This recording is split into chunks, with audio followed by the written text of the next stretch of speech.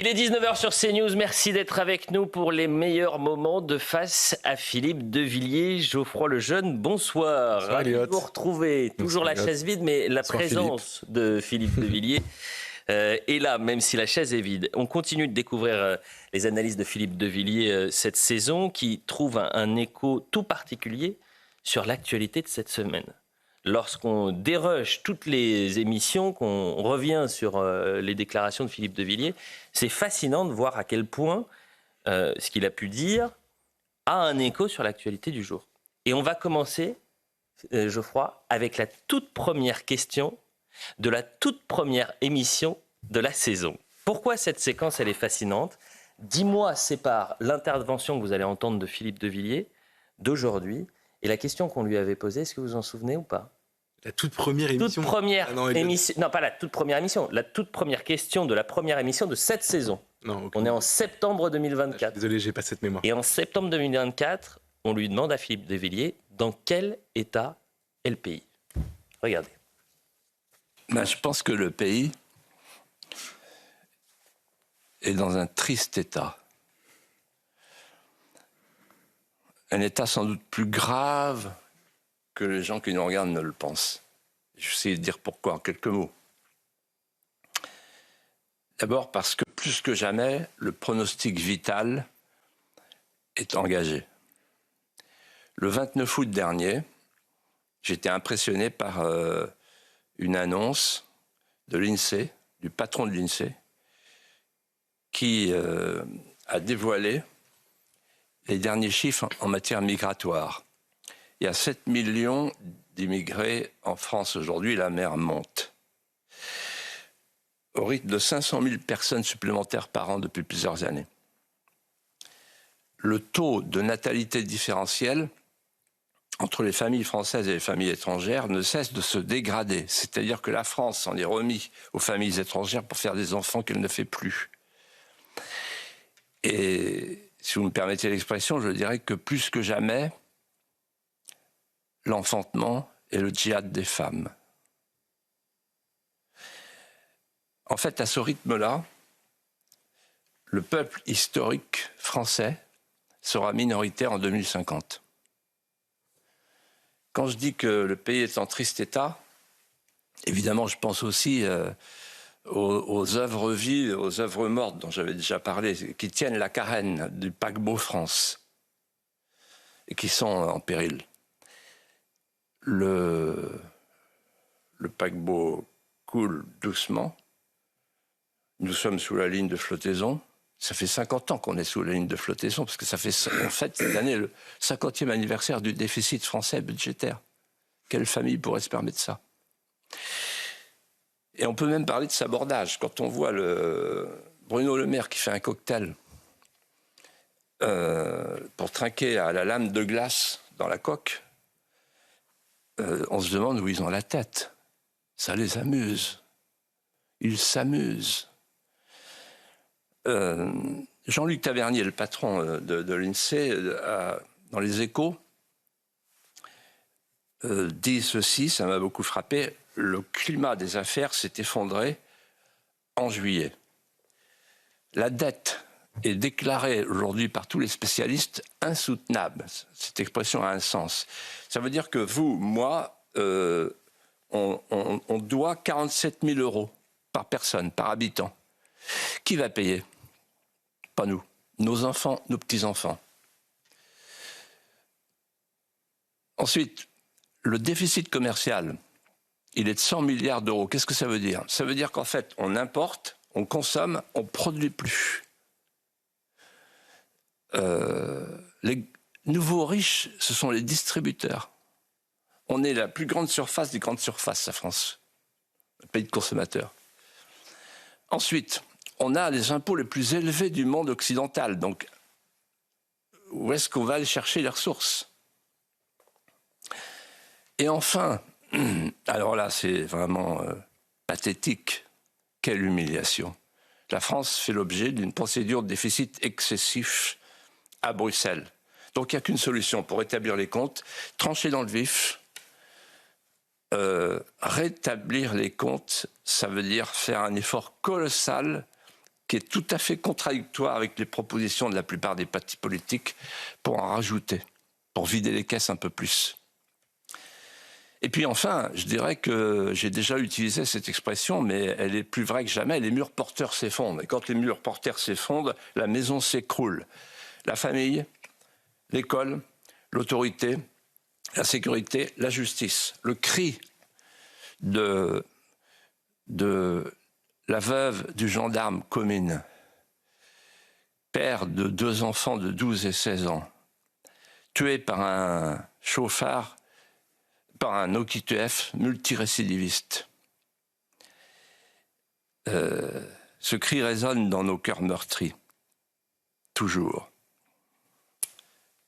La France a tué mon mari par laxisme. Et pendant ce temps-là, pendant l'été, qu'est-ce que faisaient les leaders politiques? Ils étaient attablés, assis sur le pont du Titanic, à faire leur partie de cartes. Alors, pour la gauche, c'est plutôt la belote. Pour la droite, c'est plutôt le bridge. Mais ils sont d'accord pour tirer au sort. Ils ont finalement tiré au sort. Un d'entre eux, pour tenir la barre, ils ont pris un skieur de fond. Bon, ça peut marcher. Peut-être qu'on en parlera. Et pendant ce temps-là, on a le Mozart de la finance qui joue de la flûte au Havre avec Édouard Philippe. On a l'impression que tout ce monde-là continue à jouer. Il s'occupe d'eux. Il ne s'occupe pas de la France. En tout cas, pas assez de la France. La France, aujourd'hui, elle réclame des mesures de salut public pour survivre. Ce qui est terrible, Geoffroy Lejeune, c'est de voir que, on va reprendre la formule de Philippe de Villiers, le pronostic de la France est engagé, c'est l'alerte de septembre 2024, on est en juillet 2025, et ce pronostic, il est peut-être même pire. Le pronostic vital, il est encore plus urgent aujourd'hui qu'il ne l'était en septembre dernier. J'ai hâte de la première question de la première émission. On va reposer la même question. Et en fait, oui, bien sûr. On va lui poser exactement la même question. Dans quel état est la France? C'est terrible de l'écouter dire ça. Et en même temps, je me dis, parce que ça fait des années qu'il alerte et qu'il parle du pronostic vital de la France. Moi, la question que j'ai envie de lui poser la prochaine fois, c'est quand est-ce qu'on va atteindre le point de non-retour? Écoutez, ce sera peut-être lui qui a prévu de revenir début septembre. Il va peut-être falloir qu'il revienne un peu plus tôt. On va mettre la pression. On va mettre la pression, je le dis aux téléspectateurs, vous inquiétez pas. Et peut-être qu'il a une oreille attentive ce vendredi soir, Philippe de Villiers. Il a intérêt à revenir au plus tard début septembre. Au plus tard. Dans l'actualité ce vendredi, nouveau tournant en matière de politique migratoire. Alors là, le sans-frontiérisme et l'accueil à ses limites. L'Allemagne a décidé de renvoyer des Afghans délinquants. C'est jamais une telle mesure, Geoffroy, aurait été prise il y a encore un an. L'Allemagne qui a rétabli ses contrôles aux frontières. Là aussi, on était en septembre dernier. Schengen, bye bye. En France, il y a 50 nuances de politique migratoire au sein du gouvernement. La crise se poursuit. Et alors pourquoi je vous parle de l'Allemagne? Parce que là aussi, on parlait de la question migratoire, on était en septembre dernier, et Philippe de Villiers prenait l'Allemagne en exemple. Il dit, vous allez l'entendre, il dit, c'est bien la première fois que je vais citer l'Allemagne. Alors pour rester en altitude, sur les points hauts, il y a la première chose à faire, c'est de couper les pompes aspirantes pour dire au monde entier, la France ne peut plus accueillir, nourrir, héberger, soigner la misère du monde. 500 000 personnes qui rentrent chaque année, c'est plus possible. On arrête. Deuxièmement, il faut imposer, par la voie référendaire, il n'y a pas d'autre voie possible, il faut imposer le primat de la législation française, du droit français, de la Constitution de la France sur les lois européennes pour éviter que la toge et l'hermine, la République des juges, ne soient tentés de continuer à prendre le pouvoir sur le plan migratoire. Et troisièmement, je ne savais pas qu'un jour je pourrais dire ça avec autant d'assurance et de jovialité. Merci de m'en donner l'occasion. Il faut suivre l'Allemagne. C'est la première fois que je dis ça. Et ce qui se passe en Allemagne, la presse française ne le voit pas, les hommes politiques français encore moins, c'est un séisme.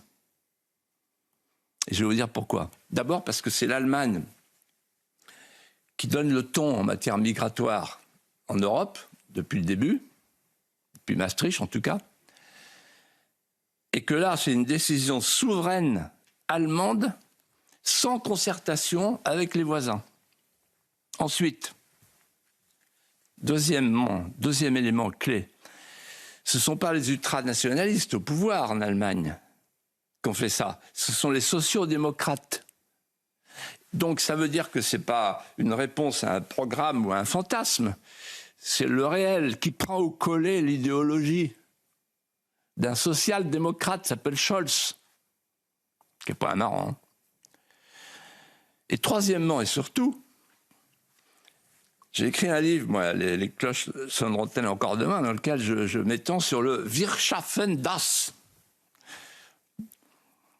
d'Angela Merkel, qui veut dire en français « nous y arriverons tous, nous allons y arriver ». Et en fait, elle a fait rentrer 1 400 000 migrants au moment de la crise de Syrie. Et toute l'Europe était en extase, et toute la presse était en pâmoison devant la Mutter Courage. Et puis voilà que son successeur, social-démocrate, dit on ferme les frontières. Ce séisme allemand n'est pas qu'allemand, il est européen. Parce qu'il y a des pays qui commencent à regarder, qui vont faire la même chose, qui commencent à faire la même chose, et surtout, parce que c'est une rupture majeure et inattendue, avec deux éléments clés de la doxa européenne. J'entendais Franck Hiester qui disait voilà ce qu'il faut faire sur le plan migratoire, etc. Et il dit on ne touche pas au pacte migration-asile. Or, justement, le pacte migration-asile, ça consiste à répartir les demandeurs d'asile dans toute l'Europe. Et c'est ce que vient de refuser M. Scholz, en disant c'est fini, on ferme les frontières. Vous vous débrouillez avec les demandeurs d'asile. Donc fini le pacte migration-asile. Et deuxièmement, et c'est plus important encore, l'idéologie européenne, appuyée sur le patronat européen, c'est l'idée d'une recréation anthropologique. Il faut écouter Madame Johansson, le commissaire européen, qui disait « L'agence Frontex est une agence d'accueil ». C'est-à-dire qu'en fait, la migration vient compenser notre défaillance démographique. C'est ça l'idée européenne. C'est-à-dire que le changement de peuplement, il est programmé. Et là, tout à coup, il y a l'Allemagne qui dit non, stop, on arrête, on remet les frontières. Alors, qu'est-ce que ça veut dire en fait? C'est une rupture majeure parce que depuis le traité de Schengen qui s'est appliqué en 1995, moi je me souviens, je me suis élevé avec mes amis Georges Berthu, Dominique Souchet et Bruno Retailleau, qui était mon porte-parole à l'époque. On s'est élevé contre ce traité en disant quand vous faites des trous dans une bouilloire, dans une casserole plutôt, ça devient une passoire. Bon, c'était simple, mais les gens à l'époque disaient on ne comprend pas ce qu'ils disent. Bon. En fait, pendant longtemps, jusqu'à la décision de Scholz, il était entendu que l'Europe, ça voulait dire le démantèlement des frontières et ça voulait dire l'avènement du marché comme régulateur exclusif des pulsions humaines et des tensions du monde.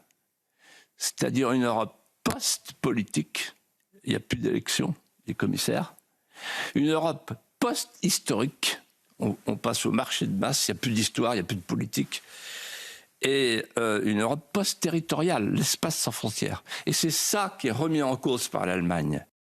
Et cette remise en cause de l'espace Schengen, de cette Europe sans frontières, c'est une position que Philippe de Villiers défend depuis le premier jour.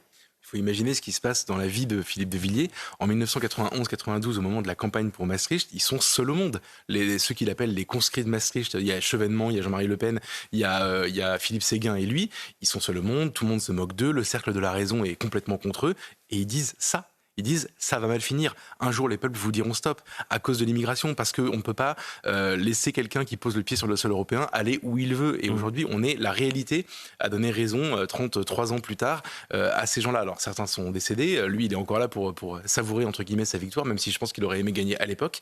Et ce qui est très impressionnant, c'est que Philippe, il a une formule depuis que je le connais. Il dit un jour le mur de Maastricht va tomber, c'est-à-dire que la réalité va s'imposer à nos gouvernants.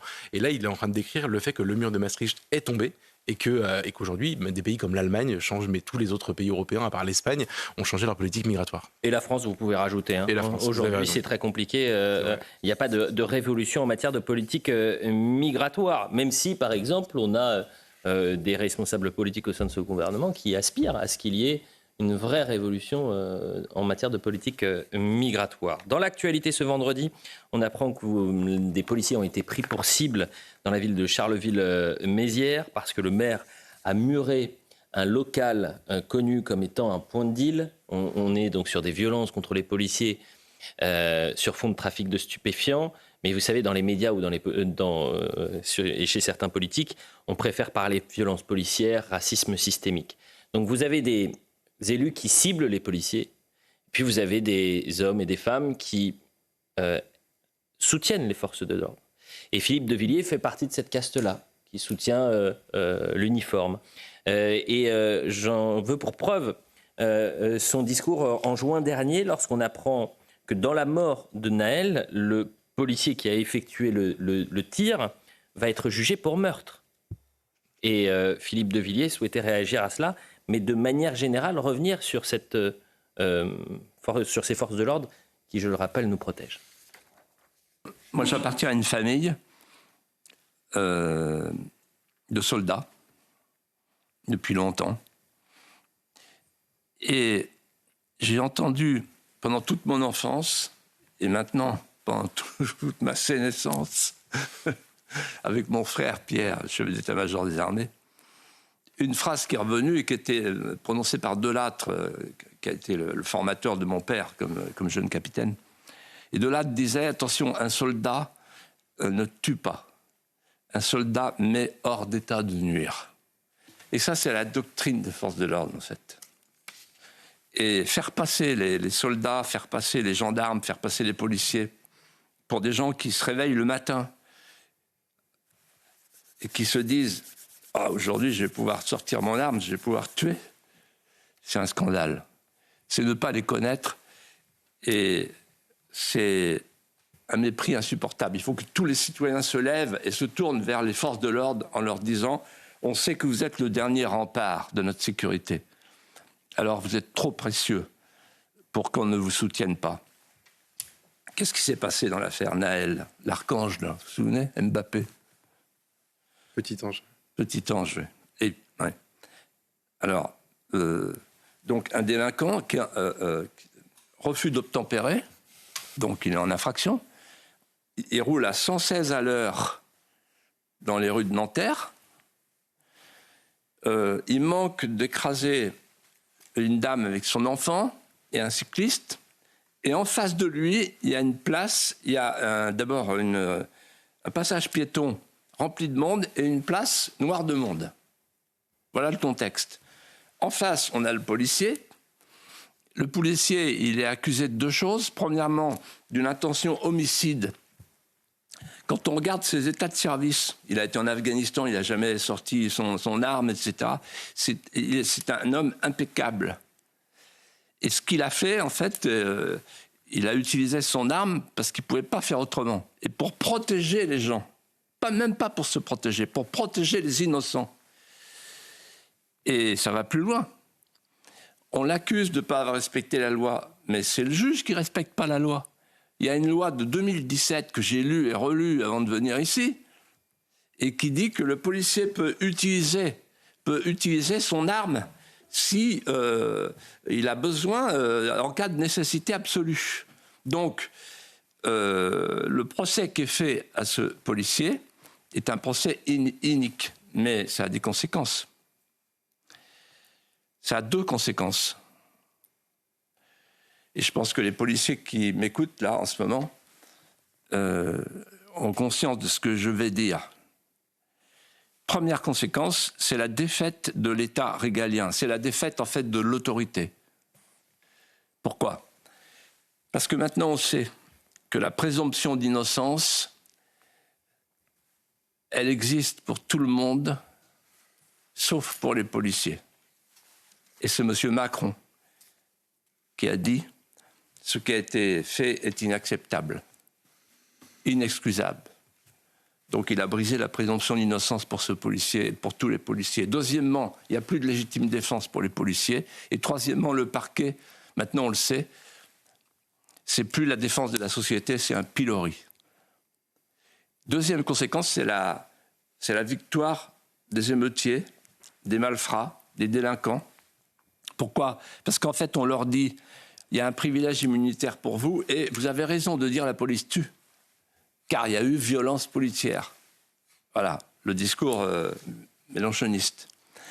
Et qu'est-ce qu'on dit aux policiers ? On leur dit, écoutez, il vaut mieux pas utiliser vos armes, et il vaut mieux laisser partir les racailles. C'est-à-dire qu'en fait, on désarme la police, on la désarme physiquement et moralement et juridiquement, alors même qu'elle est le dernier rempart.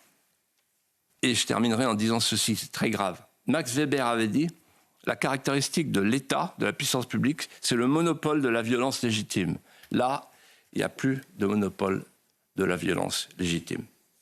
Geoffroy Lejeune, là aussi, on comprend à quel point Philippe de Villiers est attaché, je le disais, à l'uniforme, aux forces de l'ordre, à l'armée. Il disait, par exemple, je sais, il m'a toujours dit, moi, j'ai toujours refusé la Légion d'honneur parce que c'est pour les soldats, ceux qui sont tombés pour la France. Moi, je peux témoigner d'une chose, c'est que évidemment, il a beaucoup d'estime pour l'uniforme et pour les forces de l'ordre et pour l'armée, mais elles ont aussi beaucoup d'estime pour lui. Et vous savez, Philippe, ça, je vous apprends rien, Elliot, mais il est jamais à Paris, sauf le vendredi où il vient pour notre émission. Oui. Et il fait une promenade dans Paris avant de venir. Ne donnez pas l'adresse, hein, parce qu'il doit être tranquille. Alors, c'est une période, il faut le dire aux téléspectateurs, sa promenade l'après-midi, le vendredi après-midi, est ce moment où il arrive à trouver les derniers détails pour l'émission. Hein. Et il rumine toutes ses idées, etc. Et donc, on ne donne pas l'adresse, on ne va donner aucun détail, mais c'est un moment très important. Et évidemment, il se promène dans la rue, ouais. Parce qu'à Paris, il n'y a pas de grands champs comme en Vendée. Et les gens l'arrêtent, évidemment. Et j'ai constaté un avant-après l'émission sur CNews, c'est-à-dire qu'avant, il était reconnu par certains, qu'il avait connu en politique, etc. Aujourd'hui, il est arrêté quasiment par tout le monde.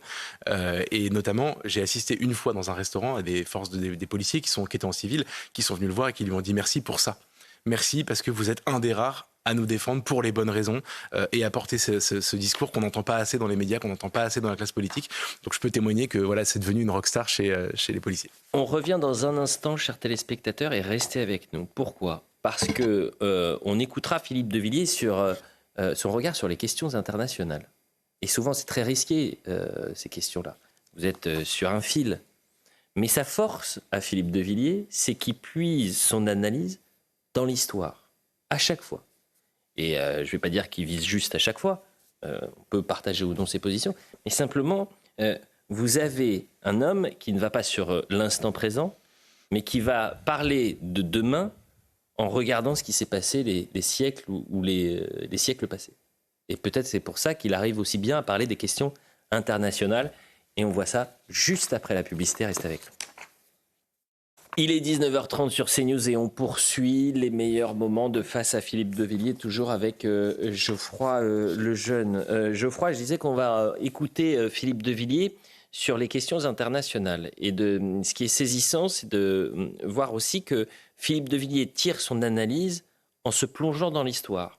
C'est par sa puissance et sa connaissance historique qu'il va se faire son propre avis sur les situations. Et contrairement à certains géopolitologues, analystes politiques qui restent sur l'instant et analysent parfois de manière alarmiste les situations, lui puise ça sur le temps long et prend le temps de regarder un peu plus en hauteur. L'actualité internationale cette semaine, Geoffroy, nous emmène en Syrie, alors que la minorité druze a été attaquée au sud-ouest du pays. On recense plus de 600 morts. En mai dernier, le chef du régime syrien, l'ancien djihadiste Al-Joulani, appelé désormais Al-Shareh, était reçu à l'Élysée. C'était le premier déplacement officiel sur le sol européen en France, accueilli donc à l'Élysée par Emmanuel Macron. Qu'en pensait à l'époque Philippe de Villiers? On pouvait penser aux familles du Bataclan, Samuel Paty, Dominique Bernard, à toutes les victimes. Et si on pense aux familles du Bataclan, on se souvient, on peut retrouver ensemble des citations, des félicitations adressées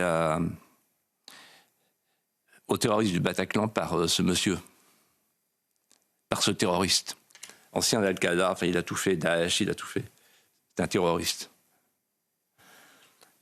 Donc c'est une honte. C'est une honte parce que la promesse n'a pas été tenue, en fait. Comme d'habitude. Je ne sais pas si on avait traité ça le 8 décembre dernier, le 8 décembre 2024.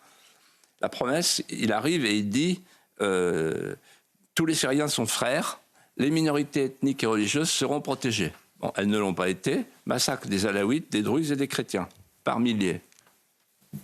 Bon. La promesse n'a pas été tenue par un pouvoir qui est composé de gens de Daesh, de Al-Qaïda, etc. Et puis, il y a un chef. Ce chef, donc, il est passé la djellaba à la tenue de Cuba, quelques instants. Maintenant, il est en cravate. Il a même une cravate bleue comme moi. Et une barbe qui est plus conséquente que la vôtre. C'est un signe.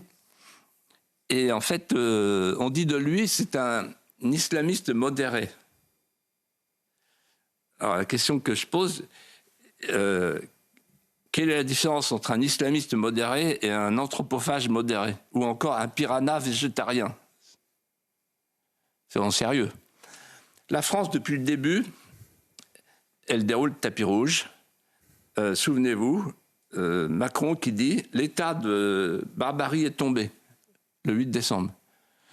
Et puis son ministre des Affaires étrangères va là-bas. Et d'ailleurs, la ministre des Affaires étrangères de l'Allemagne, elle a voulu serrer la main du terroriste et il a refusé. Ah oui, il a refusé. Voilà. Et donc, en fait, c'est une faute diplomatique majeure de la part de la France. Pourquoi?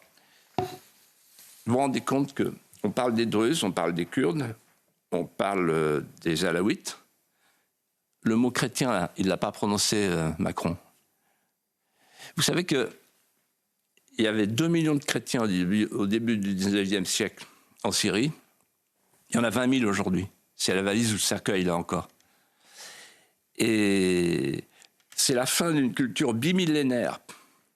Le christianisme, il a commencé, puisqu'on en parle, faisons le lien, il a commencé à Damas, avec le chemin de Damas de Saint Paul. Il a commencé à Antioche, puisque je parlais tout à l'heure du saint d'Antioche. Antioche, c'est là qu'est né le mot chrétien. Antioche. C'est là que Saint Louis a déposé sa promesse en 1248. Je vous protégerai avec la même protection spéciale que pour tous les Français. C'est là qu'à partir de 632, les chrétiens sont devenus des dhimmis, mais ils ont continué à vivre, à survivre, pour être la présence de la chrétienté en Orient. En fait, tout ce qu'on regarde en Syrie aujourd'hui, la fin des chrétiens d'Orient, nous rappelle un mot d'un patriarche qui un jour nous a dit « Regardez bien ce qui nous arrive, ça vous arrivera après nous ». Voilà ce qu'il disait sur la question syrienne. Je vous donne la parole dans un instant, Geoffroy, mais je voudrais qu'on l'écoute toujours dans cette région du Proche et Moyen-Orient. Cette fois-ci, c'est le 13 juin dernier. Israël entame, souvenez-vous, ce que Donald Trump appellera ensuite la guerre de 12 jours contre la République islamique d'Iran. Et Philippe de Villiers revenait sur la position de la France insoumise qui condamnait les frappes israéliennes. À peine la guerre avait commencé. Regardez la séquence de Philippe. Je voudrais vous dire un mot de Mélenchon et un mot de Macron. Sur Mélenchon, je me souviens d'une conversation en 2005 avec lui, au moment du référendum sur la Constitution. Et j'avais publié les turqueries du grand Mamamouchi sur Chirac, qui voulait faire rentrer la Turquie en Europe. Et lui, il était violemment hostile, en disant, si on fait rentrer l'islamisme en Europe, on aura une Europe islamique. Et il disait ça, on peut retrouver les images. Il était déchaîné sur la question de la laïcité, comme il disait. Donc, qu'est-ce qui s'est passé ? Il s'est passé une chose épouvantable pour un homme politique. C'est que la gauche, en fait, elle n'a plus d'électeurs. Et donc, elle est allée chercher dans les banlieues, et elle a fait venir dans les banlieues des électeurs. Voilà. La démocratie, c'est le nombre. C'est le gros inconvénient. Quand vous avez compris que la démocratie, c'est le nombre, il faut pratiquer la politique du nombre. Et quand vous n'êtes pas en situation de pratiquer la politique du nombre, il faut aller chercher le nombre ailleurs. C'est ce qu'ils ont fait. Et en fait, je me disais, en venant tout à l'heure, je me disais, en fait, pour Mélenchon, la France est devenue une annexe de la Palestine. Et donc, le meeting hier avec Rima Hassan, c'était ça. On était en Palestine, on était dans un bout de Palestine en France. C'est-à-dire qu'en fait, la France est devenue un État confédéré. Il y a un bout de régalien qui dépend de notre puissance publique et un autre bout du Moyen-Orient. C'est hallucinant ce qui se passe. Et comment la gauche, l'ancienne gauche laïque, la gauche Jospin, tout ça, etc., comment ils ont pu se rallier à ça ? Et on en parlera tout à l'heure, mais les dernières prises de position de Macron, ça y est, il est revenu dans cette sphère-là. Alors, puisque je parle de Macron, moi j'ai vu Barrot, donc j'ai pas vu Macron. Macron il souffre d'une logorrhée chronique, donc il fait des conférences de presse, il fait des prestations. On va voir d'ailleurs qui sera celui qui aura le plus de téléspectateurs demain. Mais alors, il est complètement pris à revers, parce que lui, il a dit, le 18 juin, on va reconnaître l'État palestinien. Donc, visiblement, il n'est pas dans le circuit des informations confidentielles, et c'est tragique pour la France. Ça veut dire qu'en fait, c'est un coupeur de citron, Macron, à l'échelle internationale. Je choisis mon image pour qu'elle soit comprise. Et alors, je précise aux téléspectateurs, et encore une fois, merci aux téléspectateurs, parce que ce 13 juin dernier, au moment où nous faisons l'émission, Geoffroy, et c'était Charlotte à la place, Emmanuel Macron fait une conférence de presse qui va durer 50 minutes, en direct, au début donc des premières frappes israéliennes, et le lendemain, on découvre les audiences. Et qu'est-ce qu'on découvre ? On découvre que ce vendredi 13 juin, Philippe va jusqu'à 989 000 téléspectateurs, quand nos concurrents, BFM, LCI, sont à 275 000 et 330 000 pour LCI. C'est-à-dire que si vous additionnez toutes les chaînes d'information, ça n'arrivait même pas au score de Philippe de Villiers, alors que les 3 chaînes d'information avaient diffusé l'intervention d'une quarantaine ou cinquantaine de minutes d'Emmanuel Macron. Ça veut dire que si on fait un match Philippe de Villiers et Emmanuel Macron, c'est Philippe qui gagne. Écoutez, je ne sais pas. En tous les cas, ce match avait été remporté par Philippe de Villiers. Revenons ça dit quelque chose de très profond. Ça dit quoi, justement ? Parce que c'est aussi la question qu'on s'était posée le lendemain, mais j'ai de la mémoire courte. Non, mais vous l'avez beaucoup souligné en introduisant les 2 propos de Philippe sur l'international, mais ce qui est intéressant et ce qui est passionnant quand on l'écoute, c'est qu'en fait, il vous raconte pas... Moi, par exemple, je suis journaliste et donc je suis dans l'instant, c'est mon métier, je suis un peu obligé. Et à chaque fois que je l'écoute, je me dis, mais quelle chance de pouvoir prendre du recul sur plusieurs siècles.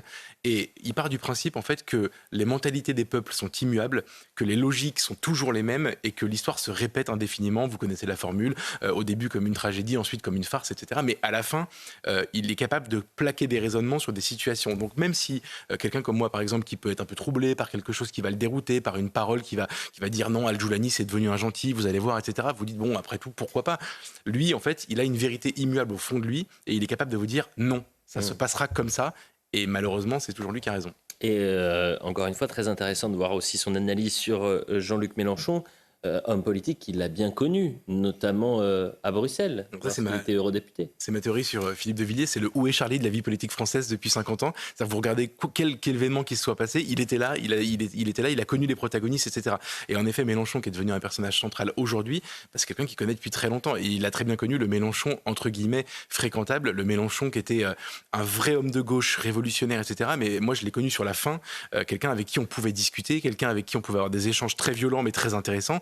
Et aujourd'hui, c'est complètement autre chose, c'est ce que décrit Philippe.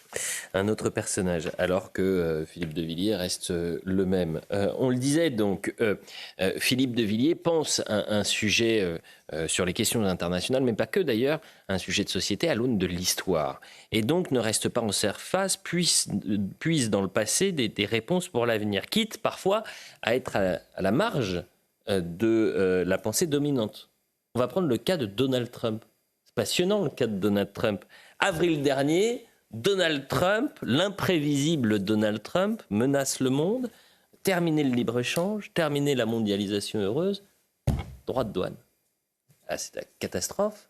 Donald Trump est devenu fou. En avril et même en février, on expliquait que Donald Trump était peut-être un agent du KGB. Et puis, il y avait l'analyse de Philippe de Villiers. Qui est Donald Trump selon Philippe de Villiers? On n'est plus habitué en France à ce qu'un chef d'État défende son pays. Et je vais vous expliquer. En fait, il a compris une chose que nous, on n'a pas compris en Europe. C'est que l'Amérique s'est appuyée sur une théorie économique depuis 1817 qui lui a bien profité, c'est la théorie de Ricardo, qui repose sur deux principes. Un, la spécialisation internationale. Deux, la loi des atouts respectifs. Sauf que depuis la chute du mur de Berlin et la mondialisation heureuse, quand on a abattu toutes les frontières, tous les droits de douane, on s'est trouvé en concurrence avec des pays comme la Chine, dont le coût de manœuvre est sans rapport avec le nôtre. Et du coup, tout l'Occident s'est vidé de ses forces vives. L'agriculture, l'industrie. Et à l'époque, j'entendais les hommes politiques français qui me disaient, tous, je ne veux pas citer les noms parce qu'ils sont encore vivants, ils me disaient, mais t'inquiète pas Philippe, on va perdre l'agriculture, on va perdre l'industrie, mais on va se rattraper dans les services parce que c'est pas demain la veille que les Chinois et les Indiens vont former des ingénieurs et des informaticiens. Voilà. Et aujourd'hui, on importe les semi-conducteurs. Voilà, on y est. On est un protectorat numérique de l'Amérique et un protectorat technologique de la Chine. Et donc en fait, Trump, il a fait deux constats. Vous allez voir que c'est pas fou. Premier constat, on ne va pas continuer longtemps avec le dollar, parce que jusqu'à présent, en fait, l'Amérique se finançait grâce à la suzeraineté mondiale du dollar et l'extraterritorialité juridique qui va avec. Sauf que on va vers ce que les économistes appellent maintenant la dédollarisation du monde, avec les BRICS. Donc c'est fini le temps où l'Amérique pouvait financer 6% du PIB, son déficit, avec le dollar. C'est fini. Devant nous, c'est fini. Donc c'est une bonne anticipation pour lui, de son point de vue. Et deuxièmement, il constate la désindustrialisation. Il faut lire, Alexandre Devecchio faisait une chronique là-dessus, comme toujours remarquable, il faut lire le livre de Vance, qui dit tout, sur la Rust Belt, la ceinture de la rouille. Et donc, la désindustrialisation de l'Amérique, elle est insupportable pour Trump. C'est grâce à ça qu'il a été élu. Il veut, en fait, refaire une économie de production. Et pour refaire une économie de production, il veut évidemment retrouver un protectionnisme de bonne loi, selon lui. Alors bon, après, il y a le tempérament de Trump. Mais sur le fond, son idée, c'est de passer du mondialisme absolu, sans aucune frontière, avec les chaînes de valeur globale où on possède plus rien, et on devient des consommateurs à un pays de producteurs.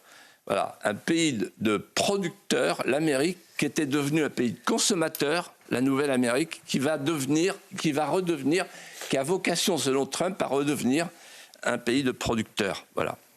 On a tout entendu dans cette période-là, et les attaques contre Philippe de Villiers, qui a eu le malheur de définir, selon lui, la vision de Donald Trump.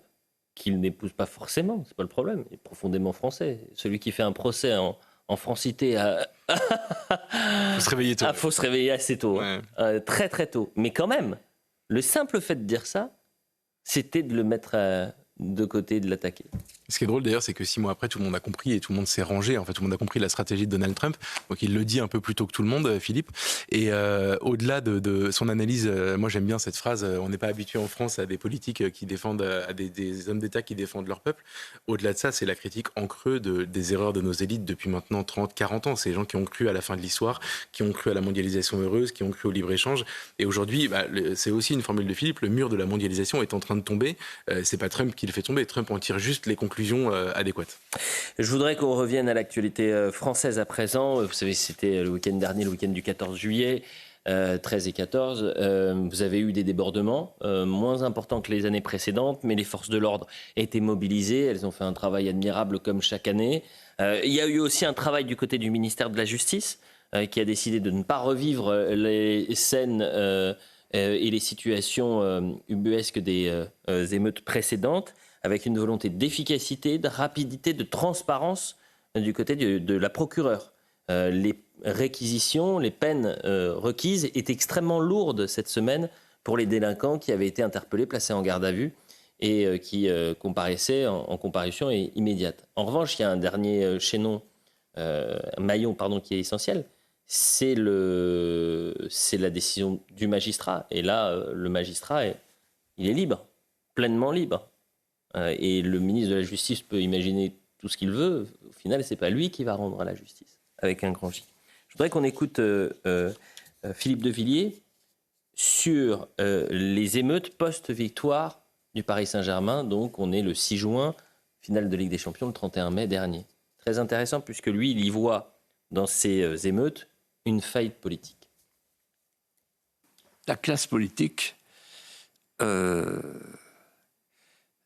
elle feint de ne pas voir que nous sommes en train de passer d'une société homogène, dans mon enfance, par ses voisinages, par son art de vivre, par sa civilisation, à une société tribale.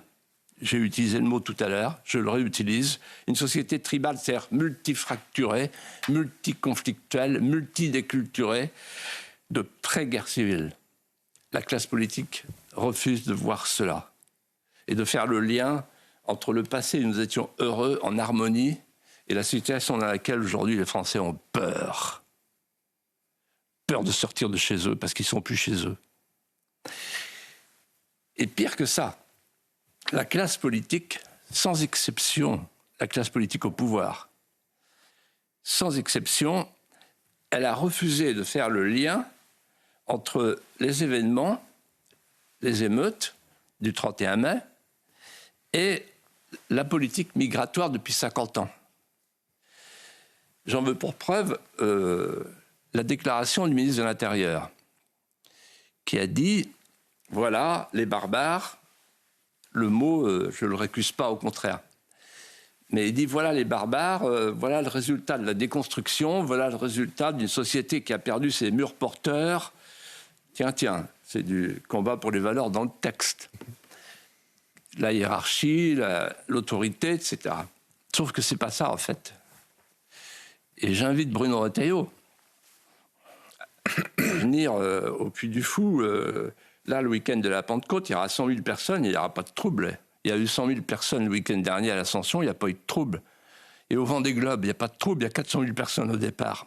Et la Coupe du Monde de rugby, il n'y a pas de trouble.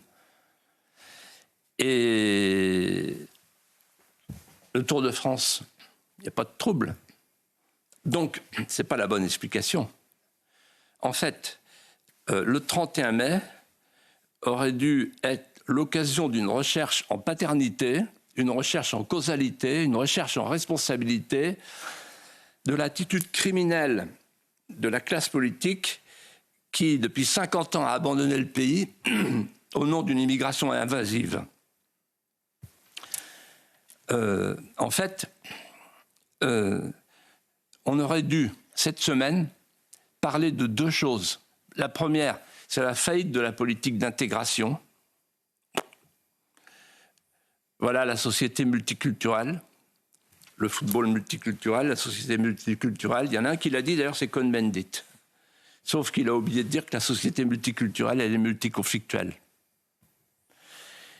Et puis deuxième échec, c'est la politique de l'immigration massive. À faire rentrer 500 000 personnes tous les ans, on rend les problèmes impossibles à résoudre.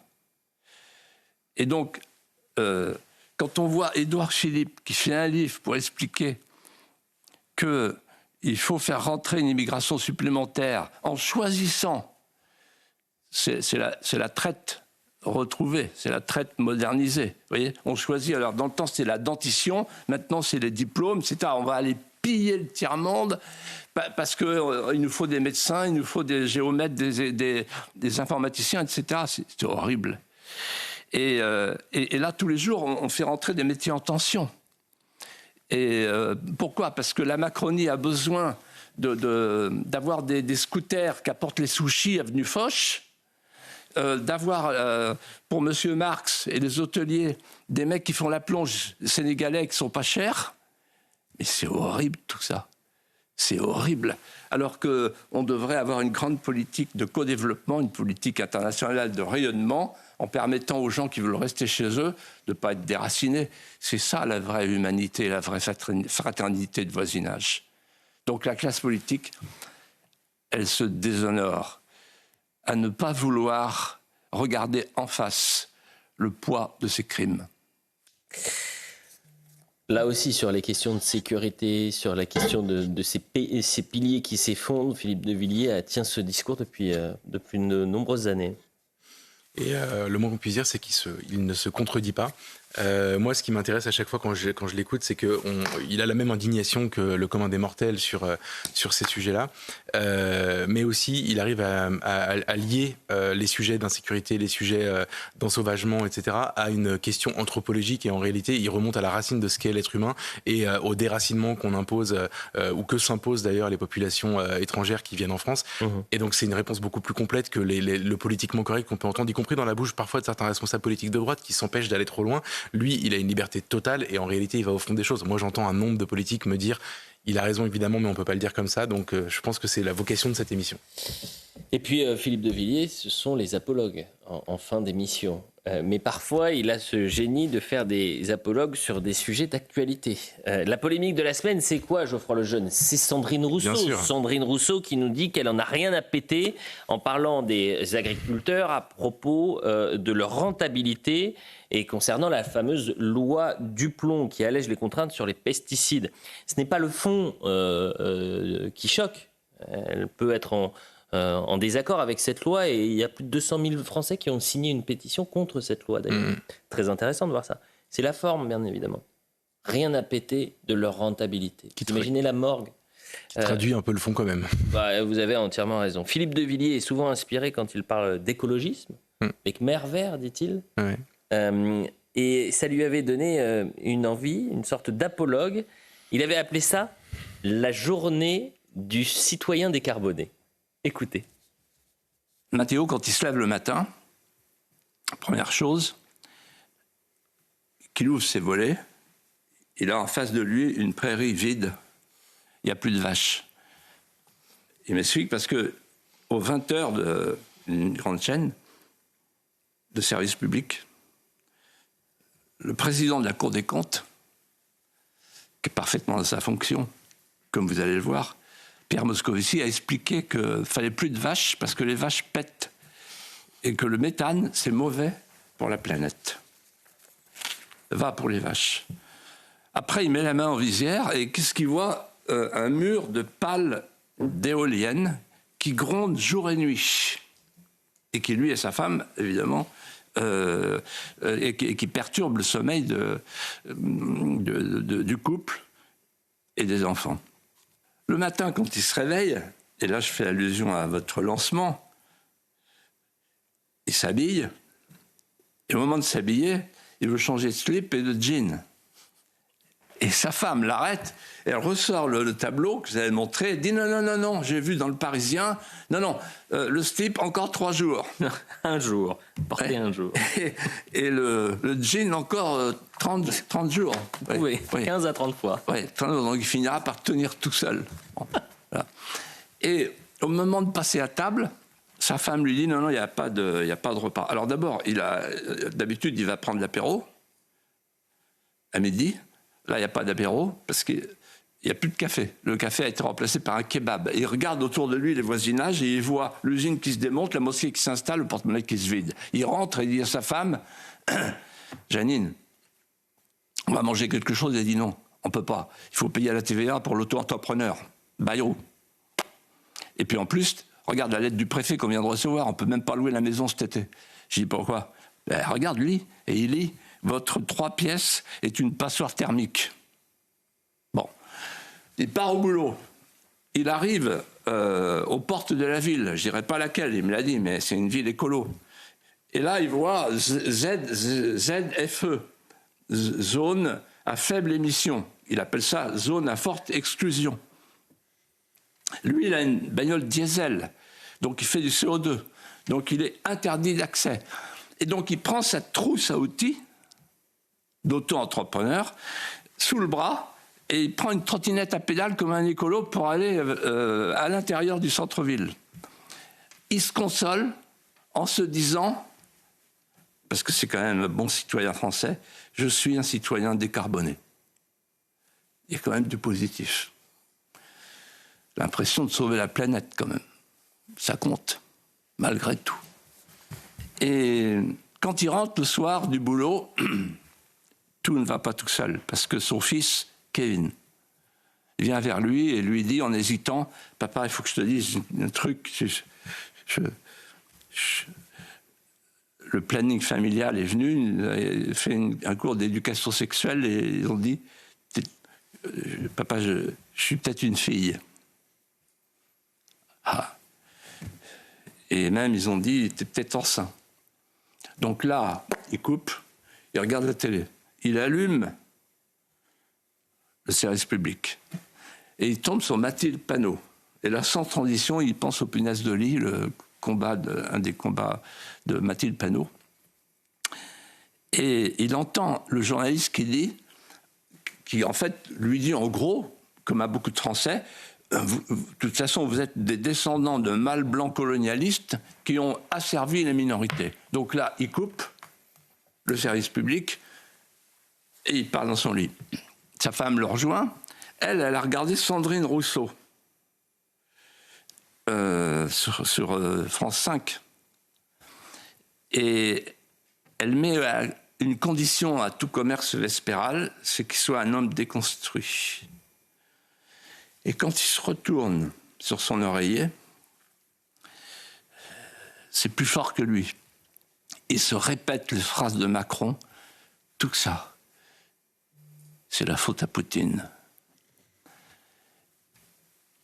Il jure à sa femme d'essayer de s'efforcer de ne pas ronfler comme les extrêmes. Ce sont les extrêmes qui ronflent. Et puis, il s'endort, elle aussi. Et là, il dessine dans un rêve un arc au-dessus du lit conjugal. Sa femme se réveille en sursaut et lui dit « Hé, qu'est-ce que tu fais là? Tu déconnes ou quoi ?» Il dit « Non. » « Mais qu'est-ce que tu fais ?»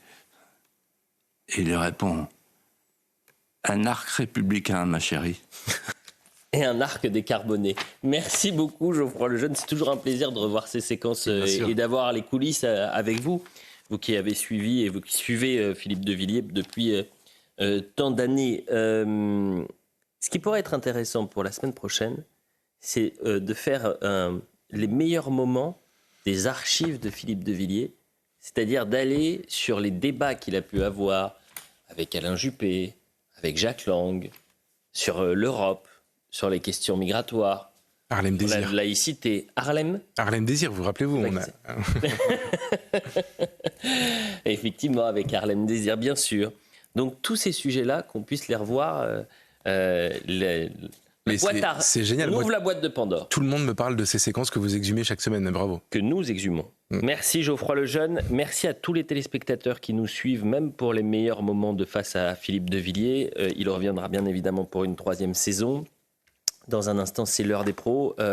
Philippe qui rendait hommage aux forces de l'ordre. Je sais qu'on est très suivis ce soir. Je voudrais qu'on ait une pensée également pour les forces de l'ordre, ceux qui sont sur le terrain pour nous protéger et ceux qui sont tombés sur le terrain aussi pour nous protéger. Donc pensez à eux. Nous, on se retrouve dans un instant et pensez à leurs proches, bien sûr. On se retrouve dans un instant pour l'heure des pros. À tout de suite.